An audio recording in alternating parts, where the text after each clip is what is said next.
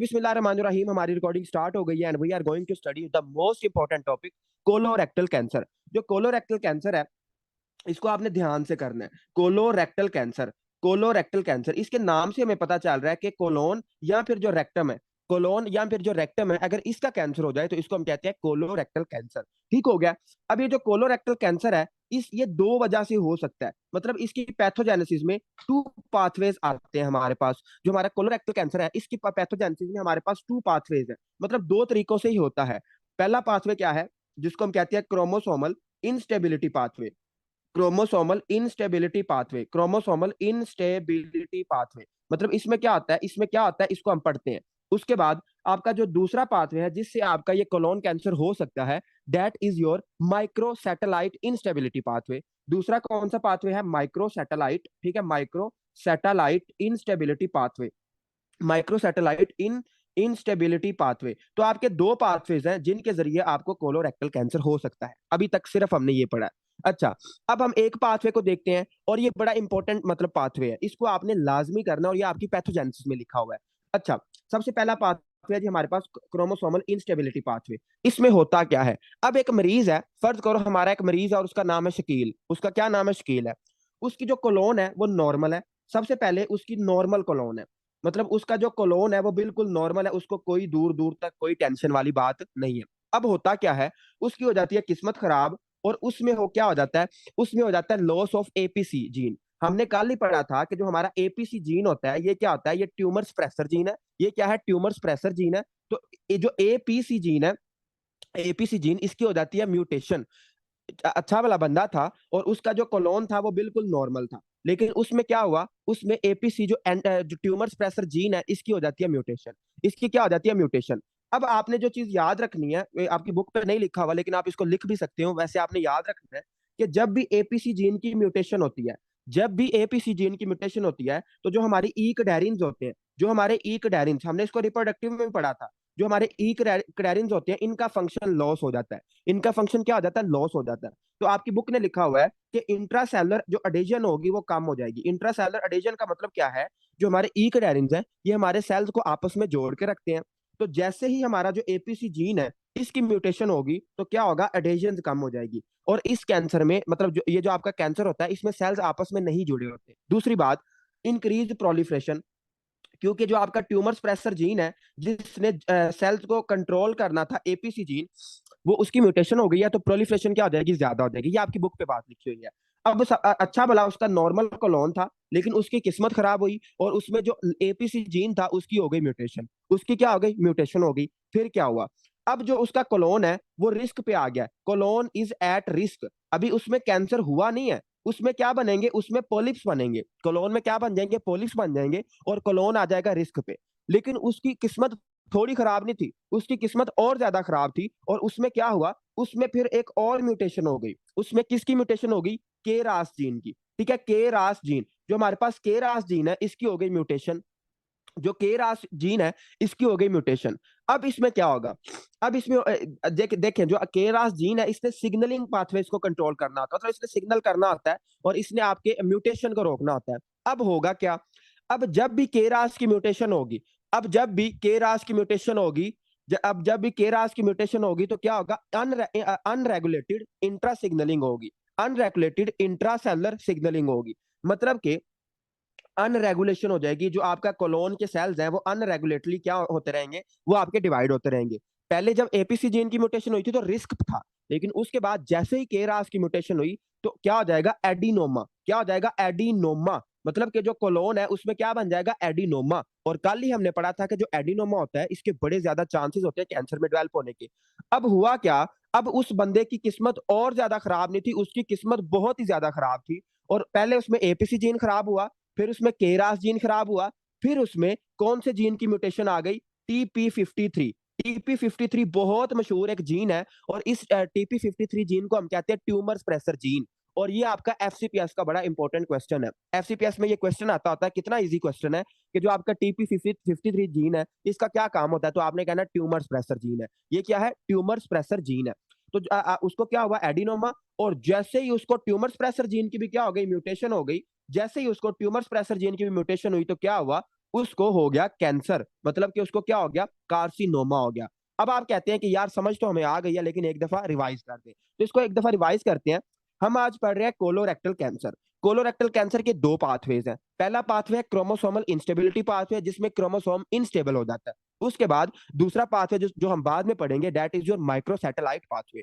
इसमें जो आपका क्रोमोसोमल इंस्टेबिलिटी पाथवे है, इसमें क्या होता है, आपकी बुक पे लिखा हुआ है, इसमें अच्छा भला पेशेंट का होता है नॉर्मल कोलोन, उसकी किस्मत खराब होती है और उसमें हो जाता है एपीसी जीन की म्यूटेशन। जब एपीसी क्या है, हमारा ट्यूमर स्प्रेसर जीन है, इसकी जब म्यूटेशन होती है तो कोलोन रिस्क पे आ जाता है कैंसर के। जब कोलोन रिस्क पे आता है कैंसर के, तो उसमें क्या आता है, केरास जीन की म्यूटेशन हो जाती है। जब केरास जीन की म्यूटेशन होती है, तो जो कोलोन था जिसमें पोलिप बने थे, पहले उसमें रिस्क था, अभी कैंसर हुआ नहीं था, उसमें रिस्क था, लेकिन जैसे ही केरास म्यूटेशन हुई तो एडिनोमा हो जाएगा। क्या हो जाएगा, बिनाइन ट्यूमर एडिनोमा हो जाएगा। लेकिन कल ही हमने पढ़ा कि यार जो एडिनोमा होता है ना, इसके बड़े ज्यादा चांसेस होते हैं कैंसर में डेवलप होने के। तो जैसे ही एडिनोमा में TP53 जो कि ट्यूमर स्प्रेसर जीन है, इसकी म्यूटेशन हुई, तो जो मरीज था उसको क्या हो गया, उसको कोलोरेक्टल कैंसर हो गया। किस पाथवे के थ्रू हुआ? इस पाथवे को हम कहते हैं क्रोमोसोमल इंस्टेबिलिटी पाथवे। और अगर आप माशाल्लाह पाकिस्तान के अगर आप स्टूडेंट होते, तो ये बहुत इंपॉर्टेंट प्रॉफ का भी क्वेश्चन है, ये प्रॉफ में आता होता है कि क्रोमोसोमल इंस्टेबिलिटी पाथवे क्या होता है। तो ये आपकी उसमें रॉबिन्स में भी बड़ा अच्छा लिखा हुआ है, लेकिन आपकी फर्स्ट ईयर ने बड़ा इसको शॉर्ट करके और बड़ा प्यारा करके लिखा हुआ है। तो आपने इसको अच्छे तरीके से समझ लेना है कि नॉर्मल कॉलोन के बाद कॉलोन इज एट रिस्क, ठीक है, उसके बाद रिस्क पे आ जाता है, ठीक है, कॉलोन कॉलोन के बाद उसके बाद रिस्क पे आ जाता है, और उसके बाद एडिनोमा एंड देन कार्सिनोमा। तो it is your chromosomal instability pathway. इस तरह आपका कैंसर डेवलप होता है। और इसको हम क्या कहते हैं, इसको हम क्या कहते हैं, इसका एक और नाम भी होता है, मेरे जेहन से वो नाम निकल गया, एडिनोमा कार्सिनोमा पाथवे। इस पाथवे का दूसरा नाम क्या होता है, एडिनोमा कार्सिनोमा पाथवे। मतलब पहले एडिनोमा बनता है, फिर उसमें क्या बनता है, कार्सिनोमा बनता है। तो इसको आपने ध्यान से कर लेना है। अब आती है आपके पास दूसरा पाथवे, और दूसरा पाथवे कौन सा है, that is your microsatellite pathway. That is your microsatellite pathway. अच्छा, अब ये जो माइक्रोसैटेलाइट होता है, मैंने आपको कल भी बताया था कि इसका ना बड़ा इंपॉर्टेंट फंक्शन होता है। इसके फंक्शन को तो खैर हम बाद में बात करेंगे, ये होता क्या है इसको जरा हम थोड़ा सा इसकी डिटेल पढ़ लेते हैं। इसमें लिख लें, अब आपकी बुक पे ये नहीं लिखा हुआ, तो जो माइक्रो सैटेलाइट होते हैं, ये क्या होते हैं, माइक्रो सैटेलाइट। देखें, माइक्रो सैटेलाइट में इसमें लिख लें आप, ये आपकी बुक पे नहीं लिखा हुआ, जो माइक्रो सैटेलाइट है, दे आर शॉर्ट सेगमेंट्स। ये क्या है, शॉर्ट सेगमेंट्स है, दे आर शॉर्ट सेगमेंट्स। हमारे डीएनए में छोटे छोटे सेगमेंट्स हैं, short segments of repeated sequence, of repeated sequence. इसको मैं आपको समझाता हूँ। ऑफ रिपीटेड सीक्वेंस, आपका जो मतलब डीएनए है ना, डीएनए पे डिफरेंट जगह पे आपका जो सीक्वेंस है वो रिपीट हो रहा है, और उन शॉर्ट सेगमेंट्स को हम क्या कहते हैं, उन शॉर्ट सेगमेंट्स को हम कहते हैं माइक्रो सैटेलाइट्स है। ठीक है, उनको हम क्या कहते हैं, माइक्रो सैटेलाइट। मतलब कि फर्ज करें ये क्या है, आपका डीएनए है ना, तो यहाँ करके आपका एक सीक्वेंस होगा। फर्ज करें आप कोई भी सीक्वेंस लगा ले, आपका CAC सीक्वेंस है, ठीक है, तो यहाँ करके एक सीक्वेंस होगा, उसके बाद थोड़े अरसे के बाद फिर वही सेम सीक्वेंस होगा। और ये हर बंदे में मतलब स्पेसिफिक होता है, हर बंदे में स्पेसिफिक होता है। और डीएनए में हमारे छोटे छोटे सीक्वेंस होते हैं न्यूक्लियोटाइड्स के, इसको हम पढ़ेंगे जेनेटिक्स में, इसकी डिटेल जेनेटिक्स में पढ़ेंगे। फिलहाल इधर लफ्ज आया हुआ है, इसलिए मैं आपको इसका इंट्रोडक्शन बता रहा हूँ कि शॉर्ट शॉर्ट सेगमेंट्स की रेपिटेशन को हम क्या कहते हैं, माइक्रो सैटेलाइट कहते हैं। हम क्या कहते हैं, माइक्रो सैटेलाइट कहते हैं। अब ये जो आपके शॉर्ट सेगमेंट्स हैं रिपीटेड सीक्वेंस के, इनको हम कहते हैं माइक्रो सैटेलाइट। अब हो जाए, फर्ज करो एक बंदा है और उसमें क्रोमोसोमल इंस्टेबिलिटी पाथवे तो नहीं हुआ, उसमें क्या हुआ, उसमें म्यूटेशन हो गई। उसमें क्या हो गई, म्यूटेशन, या फिर उसकी क्या हो गई, मिथाइलेशन। अच्छा, मिथाइलेशन हम किसको कहते हैं, एक बात मेरी हमेशा याद रखना, जो जेनेटिक्स होती है इसको हम पढ़ेंगे भी, जब भी हमने किसी चीज को जेनेटिक्स में डीएक्टिवेट करना हो ना, तो हम उसकी मिथाइलेशन कर देते हैं, हम उसमें मिथाइल ग्रुप ऐड कर देते हैं और वो बेचारा डीएक्टिवेट हो जाता है। तो या तो अगर क्या हो जाए, माइक्रो सैटेलाइट की क्या हो जाए, म्यूटेशन हो जाए, या उसकी क्या हो जाए, मिथाइलेशन हो जाए, तो इस पाथवे को हम कहते हैं माइक्रो सैटेलाइट इंस्टेबिलिटी पाथवे। अब आप कहते हैं कि यार इसको कोई रोकने वाली चीज नहीं होती, मतलब जाहिर बात है कोई ना कोई ऐसी चीज तो होनी चाहिए ना जो इस म्यूटेशन को रोक सके।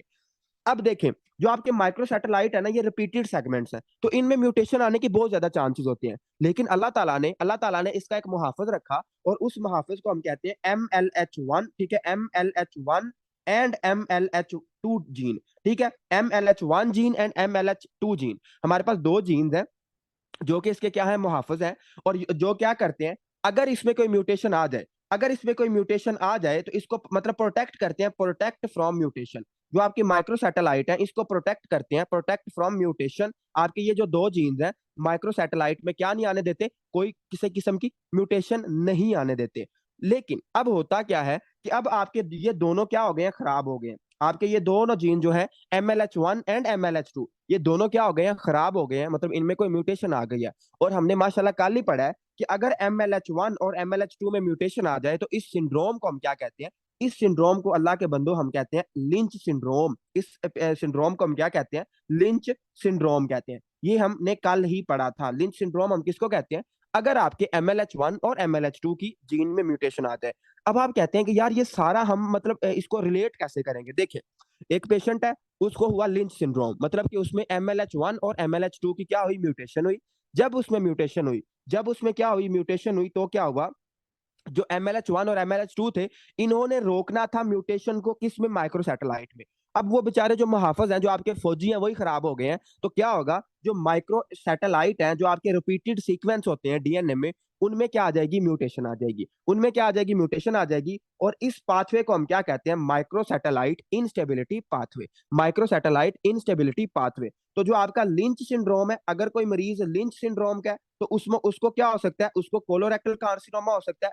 उसके अलावा इसमें आपकी बुक ने एक वर्ड लिखा है स्पोरेडिक। ठीक है, स्पोरेडिक। स्पोरेडिक का मतलब क्या होता है, स्पोरेडिक का अल्लाह के बंदो मतलब होता है जो कि इररेगुलर इंटरवल पे बार बार चीज हो रही हो। अगर कोई चीज इररेगुलर इंटरवल पे बार बार हो रही है तो इसको हम कहते हैं स्पोरेडिक। इसको हम क्या कहते हैं, स्पोरेडिक कहते हैं। अब होगा क्या, जो आपके अगर कोई बंदा है और उसको हो जाता है लिंच सिंड्रोम, उसको क्या हो जाता है, लिंच सिंड्रोम हो जाता है, या उसको स्पोरेडिक CRC हो जाता है, मतलब उसको बार बार क्या होगा, उसको बार बार मतलब कोलोरेक्टल कार्सिनोमा होता है। तो उसमें क्या है, उसमें जो पाथवे इन्वॉल्व है that is your micro satellite pathway, that is your micro satellite pathway. इसको आपने अच्छे तरीके से करना है। ठीक है, इसको अच्छे तरीके से करना है, ये बहुत इंपॉर्टेंट बातें हैं। उसके बाद अब आप कहते हैं कि यार अच्छा ये दो पाथवे तो हमें समझ आ गए हैं, लेकिन आपकी बुक ने कुछ और बातें भी इसके बारे में लिखी हुई है पैथोजेनेसिस में। और ये एक एक बात बड़ी सोने पे मतलब है, सोने पे लिखने वाली बातें, और इसमें बड़े कॉन्सेप्ट्स हैं। इसको आपने ध्यान से करना है। ठीक है, इसको आपने ध्यान से कैसे करना है, इसको अभी हम करते हैं। उसके बाद उसने क्या लिखा हुआ है, अब आपका है जी माइक्रो सैटेलाइट पाथवे भी आपको समझ आ गया और वो भी समझ आ गया।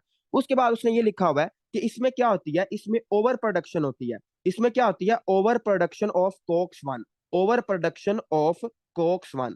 अब जो हमारे पास मतलब बहुत पुराने पढ़ रहे हैं, काफी देर से स्टूडेंट्स पढ़ रहे हैं, उनको एक पाथवे मैंने बड़ी बड़ी दफा करवाया था। ठीक है, बड़ी दफा एक पाथवे करवाया था, और उस पाथवे को हम क्या कहते हैं, उस पाथवे को हम कहते हैं जी एरेक्डोनिक पाथवे पाथवे। ठीक है, तो उसको मैं जरा आपको दोबारा करवाने की जहमत करता हूँ, क्योंकि जो न्यू स्टूडेंट आए हैं उनको भी तो समझ आनी चाहिए ना। तो उनको समझाने के लिए एक चीज मैं आपको दोबारा करवाता हूँ।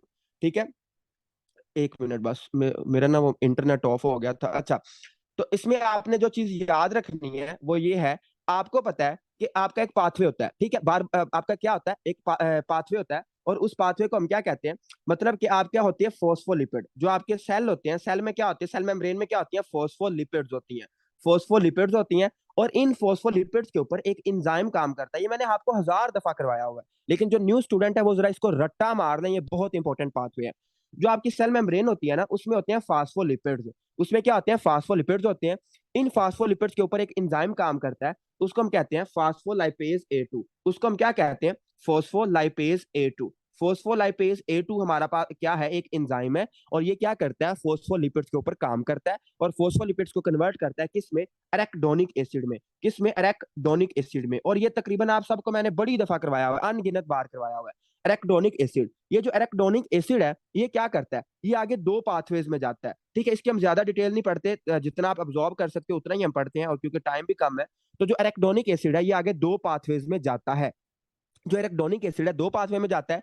एक को हम कहते हैं साइक्लो ऑक्सीजनेज पाथवे, मतलब कि एक को हम क्या कहते हैं, कॉक्स पाथवे, और एक को हम कहते हैं लिपो ऑक्सीजनेज पाथवे, मतलब कि उसको हम कहते हैं लॉक्स पाथवे। दोबारा सुने, जो आपका फास्फोलिपिड है इसके ऊपर एक एंजाइम काम करता है जिसको हम कहते हैं फास्फोलाइपेज A2।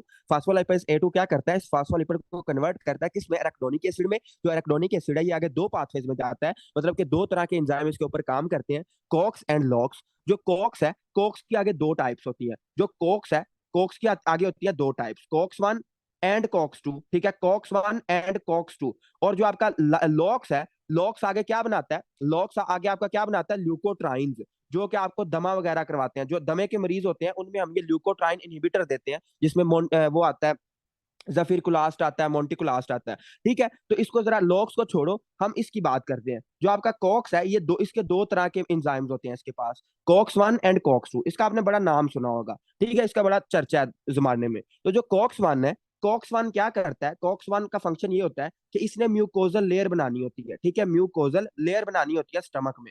स्टमक में जो म्यूकोजल लेयर बनती है, it is due to COX 1, it is due to COX 1। इसलिए हमने पढ़ा भी था कि अगर हम किसी मरीज को एनसेड यूज करवाएं, अगर किसी मरीज को आर्थराइटिस है तो उसको हम एनसेड दें, एनसेड उसकी इन्फ्लेमेशन कम करने के लिए, तो उसका मैदा खराब हो जाता है, उसके मैदे में जख्म हो जाते हैं।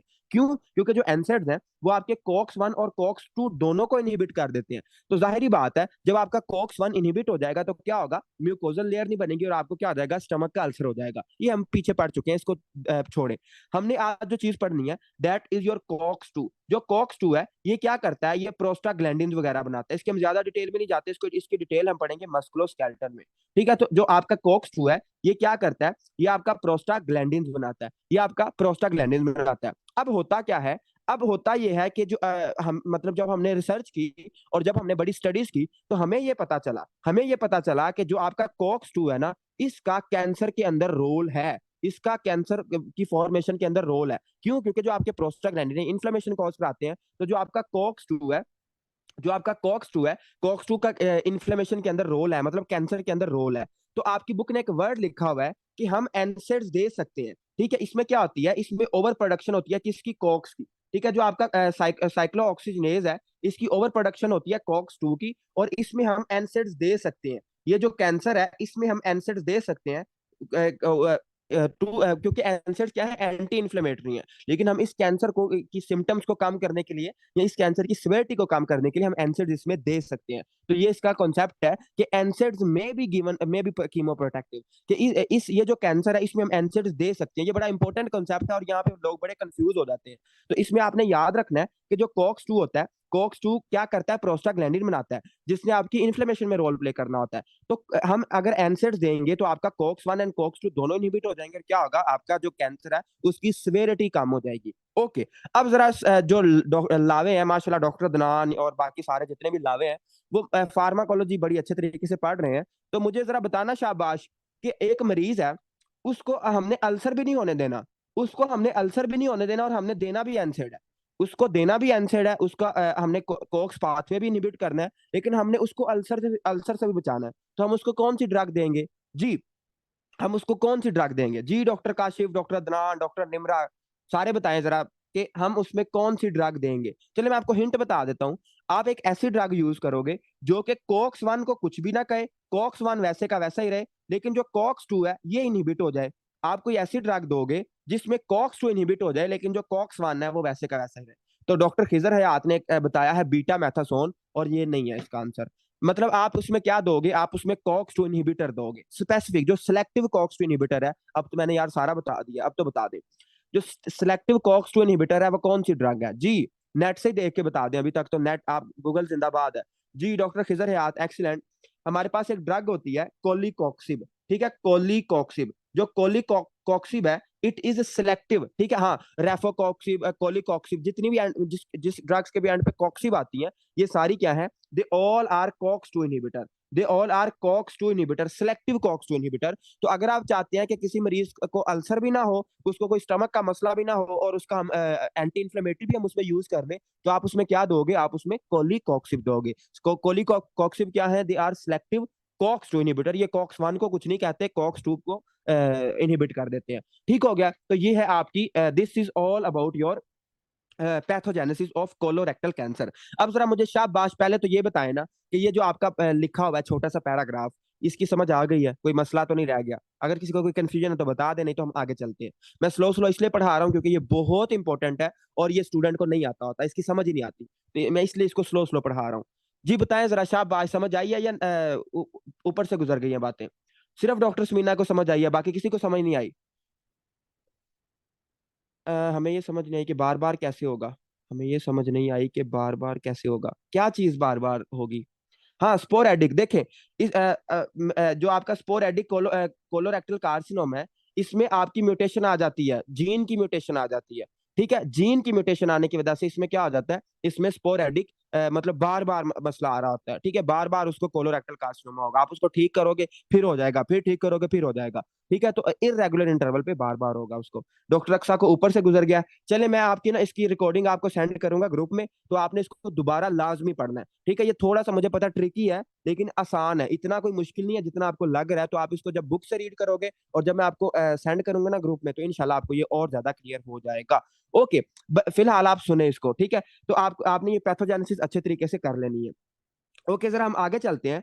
अब आप कहते हैं कि यार अच्छा, हमें इसकी पैथोजेनेसिस तो समझ आ गई है, लेकिन हमें इसकी प्रेजेंटेशन की समझ नहीं आई कि जो आपका मरीज होगा, ठीक है, जो आपका कोलोरेक्टल कार्सिनोमा का मरीज होगा, ये आपके सामने किस तरह आएगा। तो इसकी जो प्रेजेंटेशन है, मतलब जो इसके क्लिनिकल फीचर्स है वो क्या क्या होते हैं, तो ये बड़े इंपॉर्टेंट है। इसको जरा हम डिटेल में पढ़ते हैं, प्रेजेंटेशन इसकी क्या क्या होगी। तो प्रेजेंटेशन में इसमें क्या होगा, सबसे ज्यादा जो कैंसर होता है वो कहाँ पे होता है, रेक्टोसिग्मॉइड में। ठीक है, रेक्टम और जो आपका रेक्टोसिग्मॉइड, ठीक है, रेक्टोसिग्मॉइड में होता है सबसे ज्यादा जो कैंसर है, दैट इज योर रेक्टोसिग्मॉइड। उसके बाद आपका असेंडिंग कोलोन में ज्यादा होता है। ठीक है, असेंडिंग कोलोन में ज्यादा होता है, और उसके बाद सबसे जो कम चांसेस है वो किस में होते हैं, आपके डिसेंडिंग कोलोन में। ठीक है, सबसे कम चांसेस किसके होते हैं, डिसेंडिंग कोलोन में। ठीक है, डिसेंडिंग कोलोन में होते हैं। तो ये चीजें आपने याद रखनी है कि रेक्टोसिग्मॉइड, असेंडिंग, और सबसे एंड पे आपका होता है जी डिसेंडिंग कोलोन। ठीक है, डिसेंडिंग कोलोन। उसके बाद अब आप कहते हैं कि यार अगर एक मरीज है और उसको राइट साइड में होता है। ठीक है, अगर एक मरीज है और उसको होता है राइट साइड में। ठीक है, राइट साइड, तो राइट साइड में उसको क्या क्या सिम्टम्स आएंगे, इसको जरा ध्यान से करना है, ये याद करने वाली बातें हैं। अगर राइट साइडेड कैंसर है, ये अगर क्या है, राइट साइडेड कैंसर है, तो उसको जो सिम्टम्स आएंगी, मतलब जो राइट साइडेड कैंसर होता है ना, जाहिर बात है आपका जो राइट साइड है इसमें क्या है, सीकम आपका पड़ा हुआ है या फिर आपका असेंडिंग कोलोन पड़ा हुआ है। तो असेंडिंग कोलोन और अगर सीकम में आपका कैंसर होता है, तो जो सिम्टम होगी सीकम, ठीक है, अगर सीकम में कैंसर होता है या फिर असेंडिंग कोलोन में कैंसर होता है, तो आपको जो सिम्टम्स आएंगी, आपको सिम्टम्स कौन कौन सी आएंगी, ओकुलट ब्लीडिंग। ठीक है, ओकल्ट ब्लीडिंग। ओकल्ट ब्लीडिंग हम किसको कहते हैं, मैंने आपको कल भी बताया था कि जो मरीज होगा उसकी उसकी फीसिस में ब्लीड आ रहा होगा, उसके स्टूल में ब्लड आ रहा होगा, लेकिन उसको हम आम आम आंख से नहीं देख सकते जब तक हम उसका फीकल ओकुलट फीकल टेस्ट नहीं करवाएंगे। ये एक स्पेसिफिक टेस्ट होता है। तो जब तक हम उसका टेस्ट नहीं करवाएंगे हमें पता ही नहीं चलेगा कि इसके अंदर ब्लड है या नहीं है। तो जो आपका राइट साइडेड कैंसर होता है ना, अगर राइट साइड में कैंसर है तो हमें पता ही नहीं चलता। पता हमें तब चलता है जब हम कोई उसका टेस्ट करवाएं या कोई और हमें सिम्टम आए। तो इसमें क्या होती है, इसमें ओकल्ट ब्लीडिंग होती है। ओकल्ट ब्लीडिंग का मतलब क्या है कि हमें हम आम आंख से नहीं देख सकते इसमें ब्लड। ठीक है, और दूसरे नंबर पे आपका आता है जी लेफ्ट साइड। ठीक है, दूसरे नंबर पे अगर आपको क्या हो, लेफ्ट साइड का कैंसर हो, लेफ्ट साइड में आपका क्या आता है, रेक्टोसिग्मॉइड। ठीक है, रेक्टम मतलब रेक्टोसिग्मॉइड। ठीक है, तो रेक्टोसिग्मॉइड का अगर कैंसर है, अगर रेक्टोसिग्मॉइड का कैंसर है तो आपको क्या सिम्टम्स आएंगी, आपको आएगा फ्रेश ब्लड, और फ्रेश ब्लड इन स्टूल को हम क्या कहते हैं, हिमेटोशीजिया। ठीक है, हिमेटोशीजिया। ठीक है, हिमेटोशीजिया कहते हैं। ठीक है, हिमेटोशीजिया, या फिर इसको हिमेटोशीजिया भी आ सकता है, या फिर उसको क्या हो सकती है, obstruction भी हो सकती है, या उसको क्या हो सकती है, हिमेटोशीजिया, या फिर उसको क्या हो सकती है, obstruction हो सकती है। उसके बाद अब उसने स्पेसिफिक करके लिखा हुआ है कि अगर क्या हो, अगर असेंडिंग कोलोन में हो। ठीक है, अगर क्या हो, असेंडिंग कोलोन में कैंसर हो, अगर असेंडिंग कोलोन में कैंसर हो, तो क्या होगा, एक्सोफाइटिक मैस। एक्सोफाइटिक मैस का मतलब है कि ये बाहर को निकला होगा। ठीक है, तो इसमें आपको मैस मिलेगा, कौन सा मैस मिलेगा, एक्सोफाइटिक मैस मिलेगा, एक्सोफाइटिक मैस। उसके अलावा और आपको क्या सिम्टम मिलेगा, आईडीए, आयरन डेफिशिएंसी एनीमिया। उसके अलावा और आपको क्या मिलेगा, ठीक है, मतलब इसका आयरन अब्सॉर्ब नहीं होगा, आयरन अब्सॉर्ब नहीं होगा। जब आयरन भी अब्सॉर्ब नहीं होगा तो उसको आयरन डेफिशिएंसी एनीमिया होगा। उसके बाद उसको क्या होगा, वेट लॉस। आपने याद रखना है जब भी कैंसर होता है ना, तो वेट लॉस लाजमी होता है। ठीक है, तो IDA, weight loss and exophytic mass, ये किसमें आपको मिलेगा, असेंडिंग में। उसके बाद अगर क्या होता है, डिसेंडिंग में होता है, अगर ये कैंसर क्या होता है आपका डिसेंडिंग कॉलोन में होता है, तो क्या होगा, आपको इनफिल्ट्रेटिंग मैस मिलेगा। ठीक है, आपको एक अंदर धसा हुआ मैस मिलेगा, इनफिल्ट्रेटिंग मैस मिलेगा। ठीक है, कॉलोन में क्या मिलेगा, इनफिल्ट्रेटिंग मैस मिलेगा। और आपको क्या मिलेगा, और इसमें पार्शियल ऑब्स्ट्रक्शन हो सकती है, और इसमें कुलिक की पेन होगी। ठीक है, कुलिक की पेन हम किसको कहते हैं, कुलिक की पेन कहते हैं कि आपको एक ना बड़ी मतलब बहुत थोड़े से अरसे के लिए आपको एक शार्प सी पेन हो, जिस तरह हम माउस का क्लिक करते हैं ना, इस तरह आपको एक मतलब एक मिली सेकंड के लिए पेन और फिर वो खत्म हो जाए, तो इसको हम कहते हैं कुलिक की पेन। ठीक है, तो इसको आपने माउस के क्लिक से याद रखना है कि कुलिक की पेन बड़ी शार्प सी पेन होती है और ये बड़ी थोड़े से अरसे के लिए होती है। तो कुलिक की पेन होगी, इसमें इनफिल्ट्रेटिंग मैस होगा, और इसमें क्या होगा, हिमेटोशीजिया होगा। ठीक है, तो इसको आपने अच्छे तरीके से रट्टा मार लेना है, और ये बड़ी ही इंपॉर्टेंट बात है, जितनी भी सारी मैं आपको ये करवा रहा हूँ। ठीक हो गया। उसके बाद उसने लिखा हुआ है कि इट कैन प्रेजेंट विद, इसमें मतलब इसमें इसकी प्रेजेंटेशन और क्या हो सकती है, आपका होता है एक एस बोविस। ठीक है, एक बैक्टीरिया का नाम है एस बोविस। अच्छा, कोई बंदा अगर माइक्रो बहुत अच्छे तरीके से पढ़ रहा है तो मुझे बता सकता है कि एस बोविस के साथ उसने आगे क्यों लिखा हुआ है, गैलोलाइटिकस क्यों लिखा हुआ है, गैलोलाइटिकस, गैलोलाइटिकस उसने क्यों लिखा हुआ है, एस बोविस के आगे उसने ब्रैकेट में लिखा हुआ है गैलोलाइटिकस, तो इसकी क्या वजह है जी। चलो मैं आपको बता देता हूँ, टाइम कम है। जो आपका ये पता नहीं स्टेप्टो कौन सा ये है, स्टेप्टोकोकस है शायद। तो जो भी है ये एस बोविस जो है ना, ये इसका पुराना नाम है, और इसका जो नया नाम है दैट इज योर गैलोलाइटिकस। तो उसने ब्रैकेट में दोनों नाम लिखे हुए हैं, जो बोविस है ये पुराना नाम है बैक्टीरिया का, और जो उसका नया नाम है जो हमने नया रखा था, वो नया क्या है, गैलोलाइटिकस है। ठीक है, गैलोलाइटिस उसका नया नाम है, तो अब ये नहीं कंफ्यूज हो जाना कि ये पता नहीं क्या लिखा हुआ है, तो ये उसका बैक्टीरिया का नाम लिखा हुआ है। ठीक है, तो उसने लिखा हुआ है कि इसमें आपको प्रेजेंटेशन मिल सकती है, किसकी प्रेजेंटेशन मिल सकती है, कोलोरेक्टल कार्सिनोमा, और उसके साथ साथ आपको एस बोविस का इन्फेक्शन, और बैक्टीरियमिया।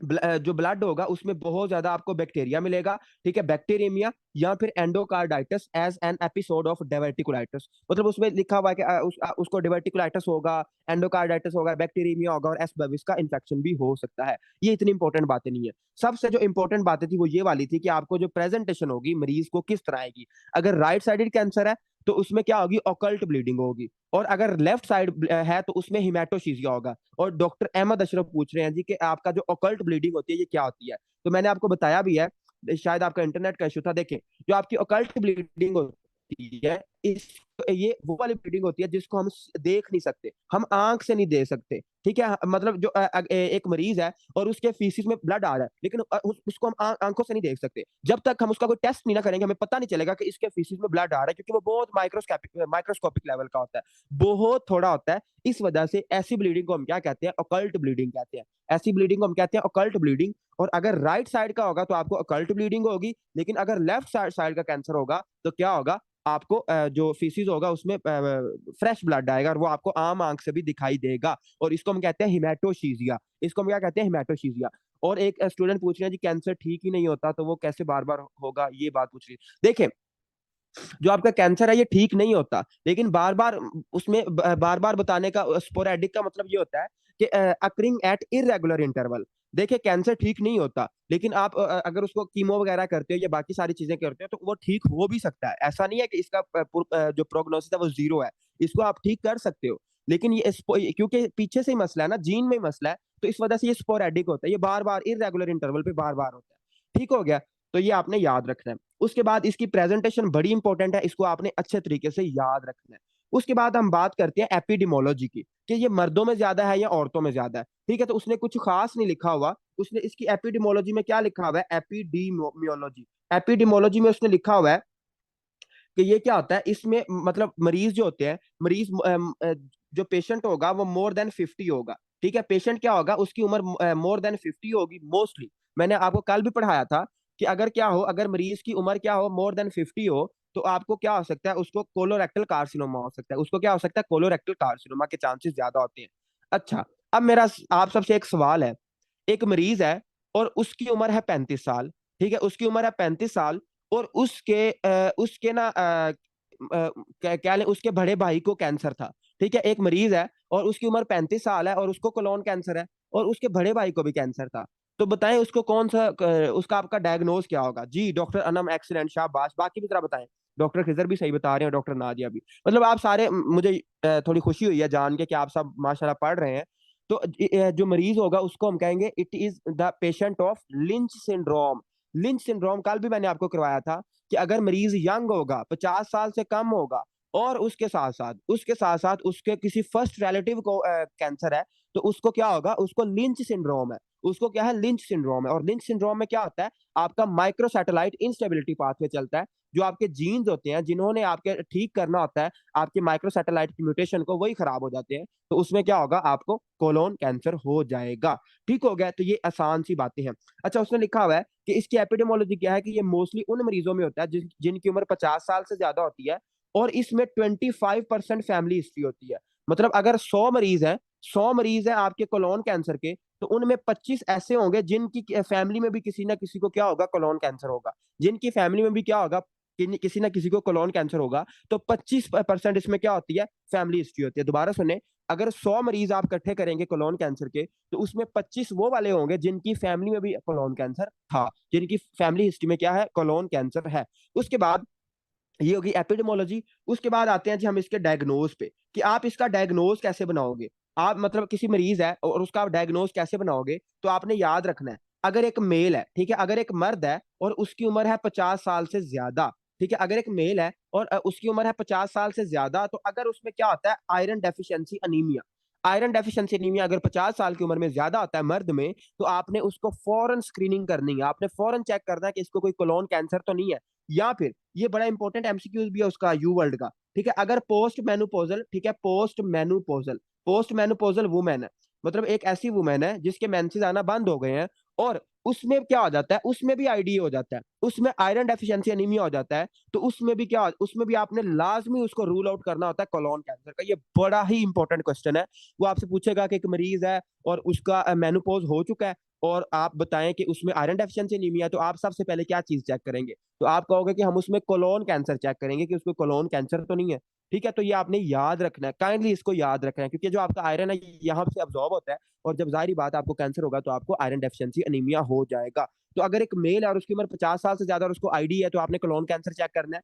और आप अगर एक फीमेल है और उसका मेनोपॉज हो चुका है, लेकिन फिर भी उसमें क्या है, फिर भी उसमें कोलोन क्या वो है, आईडी है, तो आपने कहना है कि उसमें क्या है, उसमें आपका कोलोन कैंसर हमने चेक करना है। जो वैसे रिप्रोडक्टिव एज की लेडीज होती है ना, जो रिप्रोडक्टिव एज की लेडीज होती हैं, इनमें आयरन डेफिशिएंसी एनीमिया कॉमन होता है। मैंने आपको बताया भी था शायद कि जो पाकिस्तान है, मैंने ये आर्टिकल पूरा पढ़ा हुआ है। जो पाकिस्तान है, पाकिस्तान में 90% जो रिप्रोडक्टिव एज की लेडीज हैं, उनमें आयरन डेफिशिएंसी एनीमिया, उनमें आयरन की कमी है। ठीक है, तो iron deficiency anaemia is very very common in Pakistan due to our food, क्योंकि आपके हमारे फूड इतने अच्छे नहीं है। तो आयरन डेफिशिएंसी एनीमिया बहुत कॉमन है हमारी सोसाइटी में। तो मोस्टली ये कब होता है, रिप्रोडक्टिव एज में होता है। अब आप कहते हैं कि यार रिप्रोडक्टिव एज में क्यों हो जाता है, तो इसकी वजह ये है मेंस्ट्रुअल ब्लड। ठीक है, जो लेडी है हर महीने उसकी ब्लीडिंग जो होती है, उससे काफी ज्यादा ब्लड लॉस हो जाता है, और उससे भी उसको क्या आ सकता है, उसको आयरन डेफिशिएंसी एनीमिया हो सकता है। ठीक है, तो बाकी आपने इसको पढ़ देना है अच्छे से। उसके बाद बहुत इंपॉर्टेंट आपके कॉन्सेप्ट के हवाले से और आपकी स्टेप टू सीके के हवाले से इसकी आती है स्क्रीनिंग। ठीक है, अब आप कहते हैं कि यार हम किसी मरीज में कैसे चेक करेंगे कि उसको कोलोन कैंसर है या नहीं, तो इसकी स्क्रीनिंग कैसे करेंगे, मतलब कि जो कोलोरेक्टल कार्सिनोम है, इसकी स्क्रीनिंग कैसे करेंगे, इसको ध्यान से समझ के इसको रटा मार देना है। ध्यान से समझ के आपने इसको क्या कर लेना है, रटा मार लेना है। देखें, सबसे पहले हम स्क्रीनिंग क्या करते हैं, अगर एक लेडी है, ठीक है, अगर एक लेडी है या मर्द है जो भी है, और उसकी उम्र है 50 साल, ठीक है, एट 50, ठीक है, स्क्रीनिंग एट 50, स्क्रीन एट 50। हमें पता है कि 50 साल से बाद क्या होता है, कोलोन कैंसर होता है। तो 50 साल के बाद हमें लाजमी तौर पे क्या करानी चाहिए, कोलोनोस्कोपी करानी चाहिए। क्या करानी चाहिए, कोलोनोस्कोपी। कोलोनोस्कोपी क्या होता है, कैमरा हम डाल के देख लेते हैं कि यार कोई पोलिप शोलिप तो नहीं बना हुआ। ठीक है, तो कोलोनोस्कोपी, ठीक है, कोलोनोस्कोपी हम इसकी लाजमी करवाते हैं। ठीक है, मतलब गाइडलाइंस हमें ये कहती है, वैसे तो पाकिस्तान गरीब मुल्क है, हमारे पास इतने पैसे ही नहीं है, लेकिन गाइडलाइंस हमें ये कहती है कि जैसे ही कोई मरीज 50 साल से ऊपर जाए, आपने उसकी कोलोनोस्कोपी लाजमी करनी होती है, ताकि आप उसके कोलोन कैंसर को पहले ही पकड़ सको। और इसका जो अल्टरनेटिव ये है कि अगर आपको कोलोनोस्कोपी नहीं मिलती, तो आपकी बुक ने लिखा हुआ है कि इसका अल्टरनेटिव क्या है। इसका अल्टरनेटिव है जी फ्लेक्सिबल, इसका अल्टरनेटिव है फ्लेक्सिबल, फ्लेक्सिबल सिग्मोइडो कहाँ गया, हाँ, इसका जो अल्टरनेटिव है that is your flexible sigmoidoscopy, flexible flexible sigmoidoscopy. आपने इसमें सिग्माइडोस्कोपी करनी है, ठीक है, फ्लेक्सिबल सिग्माइडोस्कोपी करनी है। और इसके साथ और कौन सा टेस्ट करना है, फीकल ऑक्यूलेट ब्लड, ठीक है, फीकल ऑक्यूलेट ब्लड। ये हमारे पास ना एक प्रॉपर टेस्ट होता है, पाकिस्तान में ये करते भी होते हैं। तो हम फीसिस का मुआयना करते हैं और फीसिस में देखते हैं कि यार कोई ब्लड स्लैट तो नहीं है, तो फीकल ऑक्यूलेट ब्लड हम देखेंगे, ठीक है, फीकल ऑक्यूलेट ब्लड देखेंगे। और उसमें क्या देखेंगे, सिग्माइडोस्कोपी कर सकते हैं उसकी स्क्रीनिंग के लिए। या फिर एक आपका टेस्ट होता है जिसको हम कहते हैं FIT, ठीक है, FIT fit test, faecal immunochemical testing, faecal immunochemical testing. और इसके साथ साथ हम फीकस जो स्टूल होगा उसमें डीएनए भी चेक कर सकते हैं। या फिर हम क्या कर सकते हैं, सीटी सीटी क्लोनोस्कोपी। तो इन सारे टेस्टों को आपने रट्टा ही मारना है, लेकिन आपने ये चीज याद रखनी है कि जो गाइडलाइंस है, गाइडलाइंस हमें ये बताती हैं कि यार आपने ना हर 50 साल के बाद, जैसी किसी पेशेंट की उम्र 50 साल हो जाए, उसके बाद उसमें लाजमी तौर पे आपने उसकी कोलोनोस्कोपी करनी है, ताकि अगर उसमें कोलोन कैंसर है तो हम उसको पहले ही पकड़ सके। लेकिन लेकिन ये तो हो गए सारे टेस्ट उनके लिए जो कि नॉर्मल बंदे हैं, जिनमें कोई मसले वाली बात नहीं है। लेकिन ऐसे पेशेंट्स जिनके first degree relative patients, with first degree relative, ठीक है, विद फर्स्ट डिग्री रिलेटिव, मतलब ऐसे मरीज जिनके फर्स्ट डिग्री रिलेटिव में ये मसला था, फर्स्ट डिग्री रिलेटिव में कोलोन कैंसर था, तो उनकी आपने स्क्रीनिंग कैसे करनी है? तो फर्स्ट डिग्री रिलेटिव में, ठीक है, फर्स्ट डिग्री रिलेटिव की स्क्रीनिंग आपने कैसे करनी है? बाकी सारे बंदों की हमने 50 पे करनी थी, इनकी हमने कब करनी है? इनकी हमने 40 साल पे करनी है। ऐसे मरीज जिनमें चांसेस है कोलोन कैंसर के, क्योंकि उनमें फर्स्ट डिग्री रिलेशन में कोलोन कैंसर था, तो उनकी आपने जो स्क्रीनिंग करनी है वो कहां से स्टार्ट करनी है? 40 ईयर से, ठीक है। उनकी आपने 40 साल से करनी है, उनमें कोलोनोस्कोपी करनी है। And 10 years prior to relative presentation, मतलब कि अगर उसका जो रिलेटिव प्रेजेंटेशन से कम आपने 10 साल पहले करनी है, ठीक है। रिलेटिव प्रेजेंटेशन से आपने 10 साल पहले करनी है, और 40 साल की उम्र में लाजमी तौर पे आपने उसकी क्या करनी है? क्लोनोस्कोपी करनी है। और ऐसे मरीज जिनको आईबीडी है, ऐसे मरीज जिनको इन्फ्लेमेटरी बाउल डिजीज है, या उनको क्रोहन डिजीज है, या अल्सरेटिव कोलाइटिस है, तो उनको आपने स्क्रीन रेगुलरली करना है, क्योंकि उनमें चांसेस है कि उनको कैंसर हो सकता है। तो उनकी आपने स्क्रीन रेगुलरली, ठीक है, उनकी आपने रेगुलरली स्क्रीनिंग करनी है। और देखिए मैं उनको रिवाइज करता हूँ, स्क्रीनिंग बड़ी इंपॉर्टेंट होती है, ये आपकी स्टेप टू सीके में भी लिखी हुई है। जो स्क्रीनिंग ऐसे देखिए, सबसे पहले है आम बंदे जिनमें कोई मसला नहीं है, उन जैसे ही वो 50 साल के होंगे आपने उनमें क्लोनोस्कोपी करनी है, ताकि अगर उनमें कोई मसला है, उनमें पॉलिप बन रहा है, तो आप उनको पहले ही पकड़ सको। लेकिन ऐसे ऐसे बंदे जिनके फर्स्ट डिग्री रिलेटिव में ये मसला था, जिनकी फैमिली हिस्ट्री ऐसी, तो उनकी आपने स्क्रीनिंग कब स्टार्ट करनी है? 40 साल में, 50 साल पे नहीं, 40 साल पे कर देनी है, ठीक है। और ऐसे मरीज जिनमें अल्सरेटिव कोलाइटिस है, या फिर आपकी क्या है, क्रोहन डिजीज है, उनकी आपने स्क्रीनिंग रेगुलरली करते रहना है। आपने उनकी क्लोनोस्कोपी रेगुलरली करते रहना है, चेक करते रहना है कि यार इसमें कोई मसला तो नहीं है, ठीक है, इसमें कोई पोलिप शोलिप तो नहीं बन रहा, ताकि हम अगर कैंसर है तो उसको पहले ही रोक सके, कैंसर को बनने से पहले ही रोक सके। उसके बाद आपका आता है जी हाँ, इसके बस ये लिखा हुआ है। बाकी सबसे अहम बात में एक इसने ना एप्पल कोर लीजन लिखी हुई है। एप्पल कोर लीजन मैं आपको बुक से करवाता हूँ, ये सबसे अहम बात, इसको हम बाद में करते हैं। बाकी उसने एक ट्यूमर मार्कर लिखा हुआ है, सीईए, ठीक है। आपका ये ट्यूमर मार्कर होता है, और इसको आप चेक करते हो, मॉनिटर करने, मतलब आप देख रहे हो कि आप एक मरीज और वो कीमोथेरेपी पे है, तो आप उसका सीईए ट्यूमर मार्कर चेक करते हो। आप उसका सीईए ट्यूमर मार्कर चेक करते हो, ताकि उसमें हमें पता चल सके कि यार ये दोबारा तो नहीं हो रहा, या इसको हम मॉनिटर कर रहे हैं कि इसका क्या रिस्पॉन्स आ रहा है। तो सीईए जो ट्यूमर मार्कर है, इसको हम यूज करते हैं रिकरेंस के लिए, ठीक है। ट्यूमर मार्कर है ये, बड़ा इंपॉर्टेंट एमसीक्यूज है ये वाला, कि जो कोलोन कैंसर है, कोलोन कैंसर का ट्यूमर मार्कर क्या है, तो आपने कहना है सीईए, ठीक है, सीईए ट्यूमर मार्कर। इसको हम चेक करते हैं रिकरेंस के लिए, लेकिन इसको हम स्क्रीनिंग के लिए यूज नहीं कर सकते, इसको हम स्क्रीनिंग के लिए यूज नहीं कर सकते, इसको हम सिर्फ रिकरेंस के लिए चेक करते हैं। उसके बाद आप कहते हैं कि यार वो कौन से मरीज हैं जिनमें कोलोन कैंसर के चांसेस ज्यादा होते हैं? तो जो आपका रिस्क फैक्टर है, ठीक है, जो आपका रिस्क फैक्टर है, किन किन में कोलोन कैंसर के चांसेस ज्यादा है? तो सबसे पहले आपके वो वाले मरीज जिनमें क्या है, अडीनोमेटियस, ठीक है, अडीनोमेटियस पॉलिप्स बनते हैं, जिनमें अडीनोमेटियस या फिर सेरेटिड पॉलिप्स, ठीक है, सेरेटिड या फिर अडीनोमेटियस पॉलिप्स बनते हैं, उनमें चांसेस बहुत ज्यादा है। या फिर आपका एक सिंड्रोम होता है फेमिलियल, ठीक है, फेमिलियल कैंसर सिंड्रोम, ठीक है, फेमिलियल कैंसर सिंड्रोम, मतलब कि फैमिली हिस्ट्री, अगर कोई मरीज और उसकी फैमिली हिस्ट्री है इसकी, तो उसमें इसके चांसेस ज्यादा होते हैं। फेमिलियल कैंसर सिंड्रोम में इसके रिस्क फैक्टर ज्यादा होता है। अडीनोमेटियस और सेरेटिड आपके पॉलिप्स जिनमें बनते हैं, उनमें इसके चांसेस ज्यादा होते हैं। उसके अलावा जो टोबैको नशी, मतलब जो अपना अयाशिया करते हैं, हुक्का पीते हैं या अपना सिगरेट पीते हैं, तो उनमें इसके चांसेस ज्यादा होते हैं। टोबैको का ज्यादा चांस कोलोन कैंसर में बड़ा इंपॉर्टेंट रोल होता है। उसके बाद ऐसे मरीज जिनमें आईबीडी है, अल्सरेटिव कोलाइटिस या फिर क्रोहन डिजीज है, उनमें इसके चांसेस बहुत ज्यादा होते हैं।